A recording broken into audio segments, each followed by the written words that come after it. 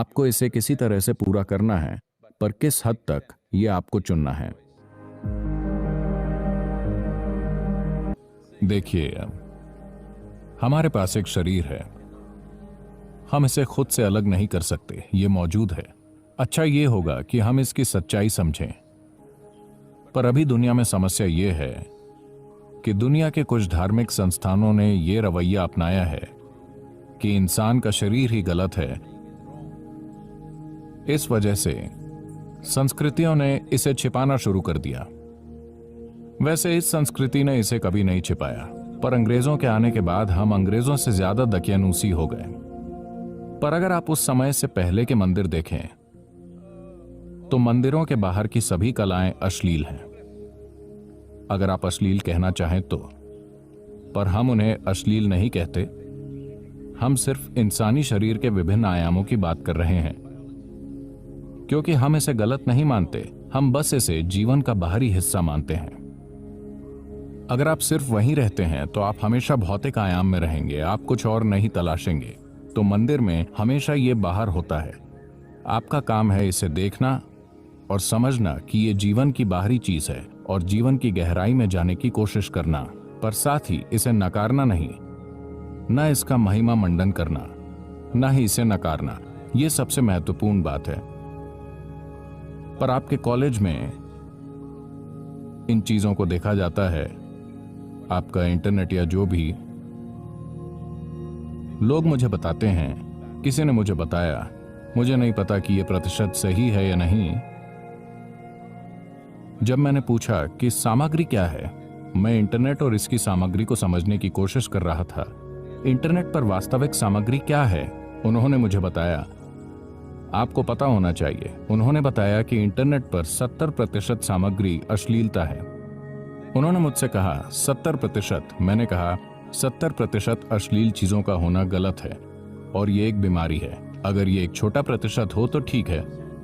70% एक तकनीकी मंच पर जहां लाखों चीजें हो सकती हैं, दुर्भाग्य से वहां अश्लीलता है। जीवन का सिर्फ जीव विज्ञान, ये बहुत दुर्भाग्यपूर्ण है। क्योंकि जब आप एक इंसान के रूप में आते हैं तो आपका शरीर आपके जीवन का मुख्य हिस्सा नहीं है, ये आपके जीवन का एक हिस्सा है। आपके दिमाग में इतनी क्षमता इसलिए है कि आपकी बुद्धि आपके जीवन का मुख्य हिस्सा बने, और अगर आप सचेत हो जाएं तो आपकी चेतना आपके जीवन का मुख्य हिस्सा बन जाती है। शरीर एक बैल का मुख्य हिस्सा है, ये उसके लिए ठीक है, वो बस यही जानता है। पर शरीर मानव जीवन का मुख्य हिस्सा नहीं होना चाहिए। ये हमारे जीवन का हिस्सा है, हम इससे इनकार नहीं कर रहे हैं। तो आपके जीवन के एक चरण में ये ऐसा होता है। तो जीवन के कुछ चरणों में आप सिर्फ इसकी बातें करते हैं या इसके बारे में सोचते हैं। कभी कभी आप इसमें लिप्त होते हैं। ये जीवन के गुजरते हुए चरण हैं।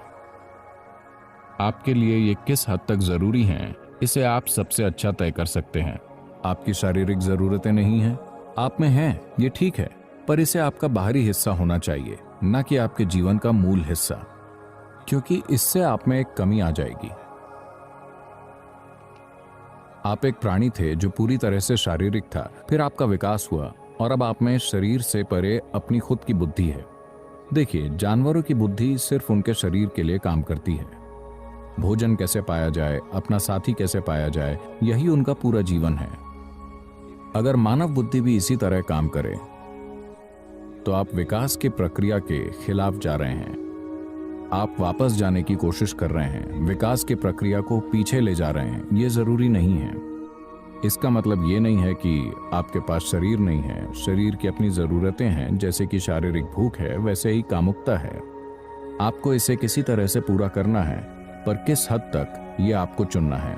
पर निश्चित रूप से यह आपके जीवन का मुख्य हिस्सा नहीं होना चाहिए, क्योंकि आप अपनी बुद्धि और चेतना को मुख्य हिस्सा बनाने की विकास योजना को पीछे ले जा रहे हैं। इसके बजाय आप अपने शरीर को मुख्य हिस्सा बना रहे हैं। आप जानते हैं कि वीर्य आपके शरीर के अस्तित्व का आधार है, चाहे आप पुरुष हो या महिला, क्योंकि यह आपका 50% हिस्सा है।